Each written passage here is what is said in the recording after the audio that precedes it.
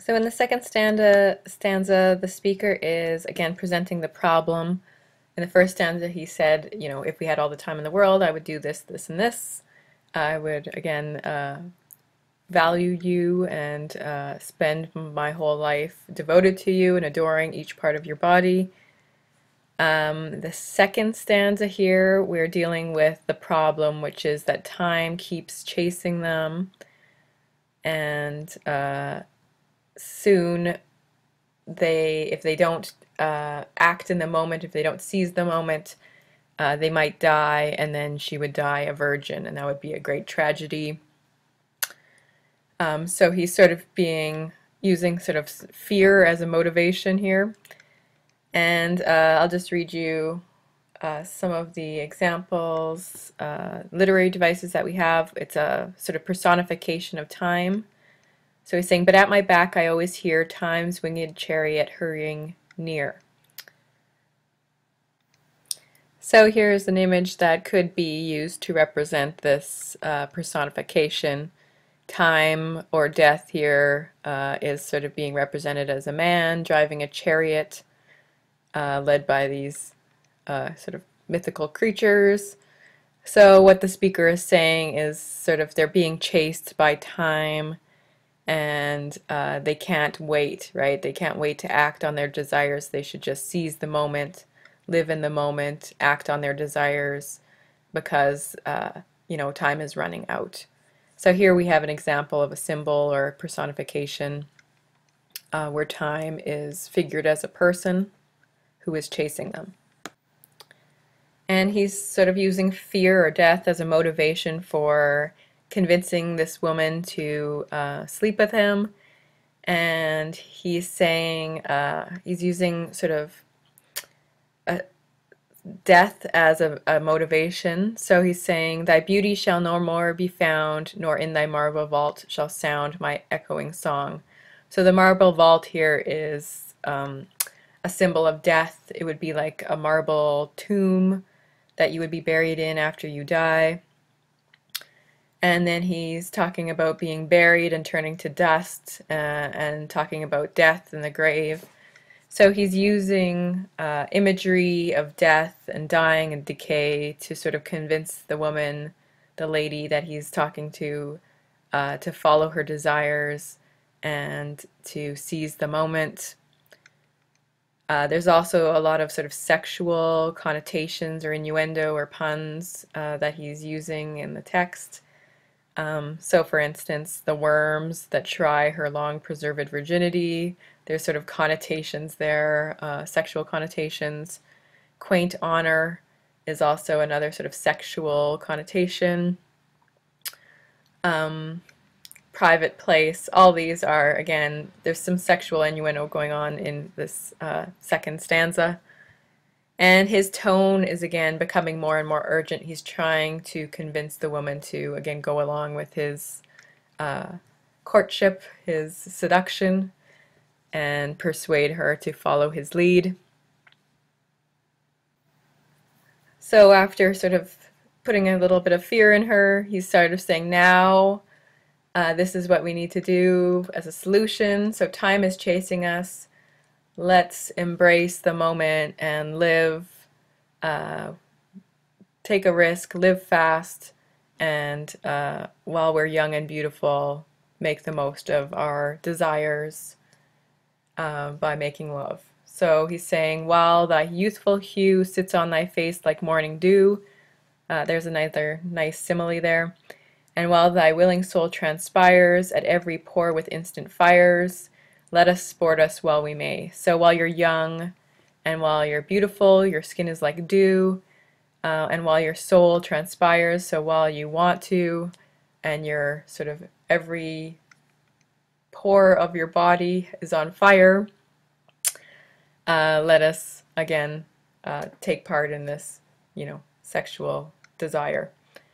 And then he makes another simile. So, and now like amorous birds of prey, rather at once our time devour than languish in its slow chap power. Let us roll all our strength and all our sweetness up into one ball, and tear our pleasures with rough strife through the iron gates of life.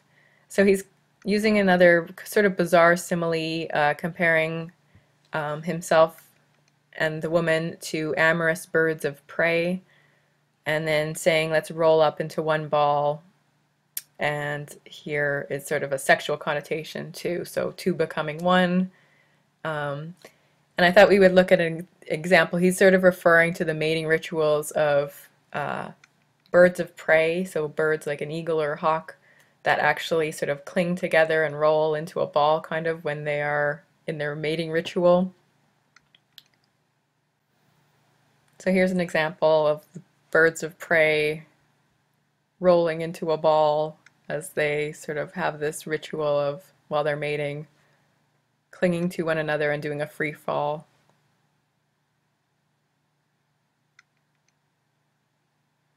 Pretty amazing.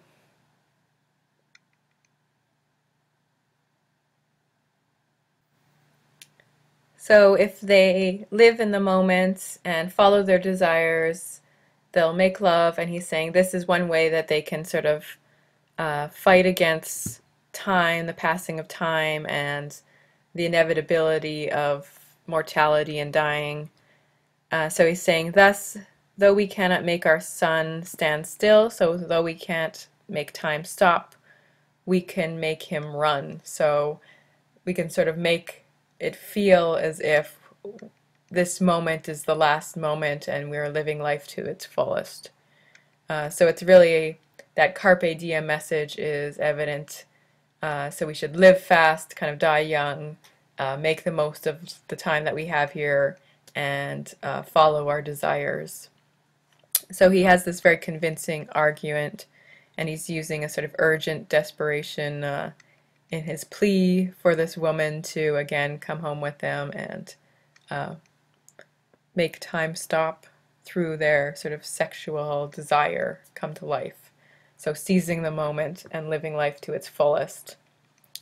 And in this way, sort of lasting forever through their love. And the ball, the roll up in their sweetness into one ball, this would be a sort of metaphysical conceit as well. It's kind of an unusual metaphor to use. And there's a sort of connotation of the ball with a pregnant belly as well. You might add your own interpretations to that image, and how maybe if, you know, the product of their sexual relationship might be a child, for instance, or a pregnancy. So this would be another way to make their time count with one another. So we have a very sort of interesting poem, and it's different than the other two sonnets that we've had. This one is sort of more satirical, kind of making fun of the traditional male speaker of love poetry by placing sort of his sexual desire at the forefront rather than just promising all this sort of sweet and innocent love and adoration. This speaker really wants to get down to the physical aspects of love, right? That's what he's talking about. And there's a lot of sort of sexual innuendo, sexual tone to the poem that makes it a little different. And some interesting symbols and metaphors included in this poem. Okay, so we're going to move on to our narrative poem or epic poem, and this is going to be Samuel Taylor Coleridge's The Rime of the Ancient Mariner. I've linked on the course homepage to a reading of the poem.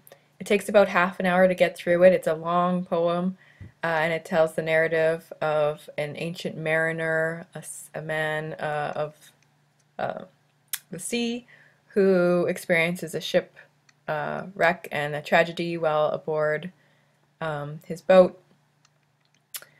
So we'll discuss this poem, and if you have time, I would watch the video clips on YouTube and go through it that way, so you can sort of understand each section of the poem. I think it's much easier to sort of hear it read out loud than just to sort of read it yourself.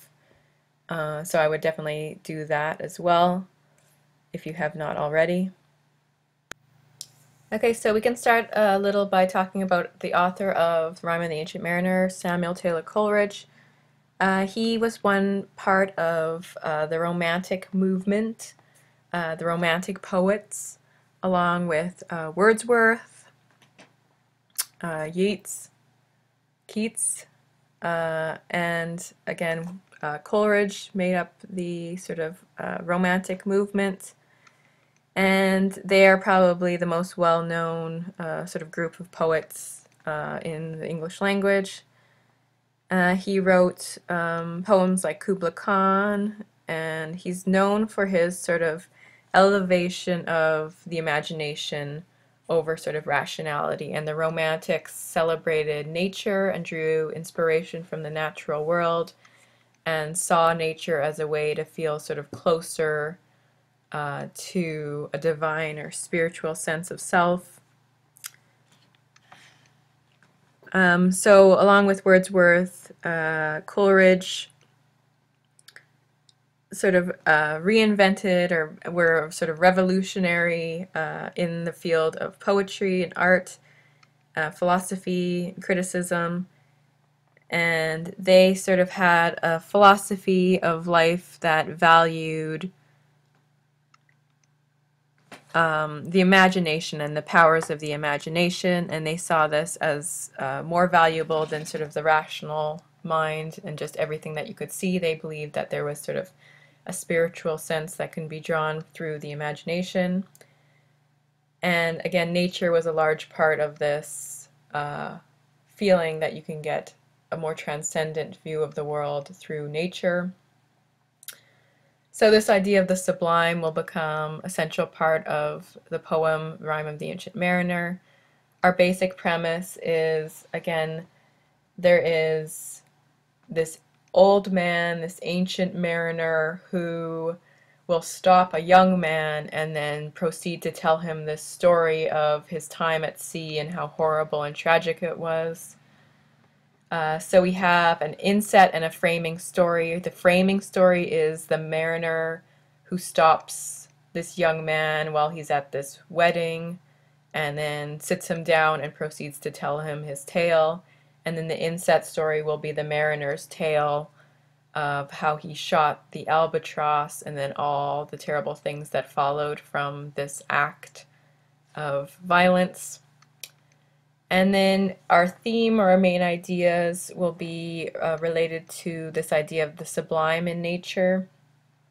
So the Romantics believe that nature was a very powerful force that needed to be respected, and if man or humanity respected nature, it could sort of allow our imagination to soar to new heights, and you would feel an experience of sort of awe at the sublime beauty and largeness, the grandeur of nature.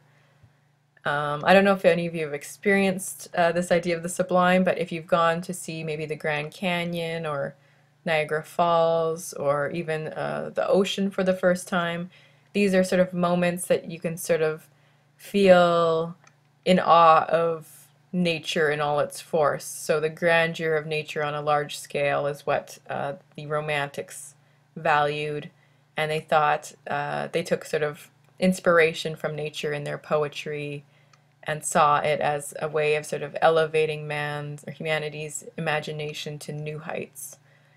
So that's where Rime of the Ancient Mariner is sort of borrowing or reflecting some of these ideas that nature is a sublime, transcendent force that we can sort of draw inspiration from.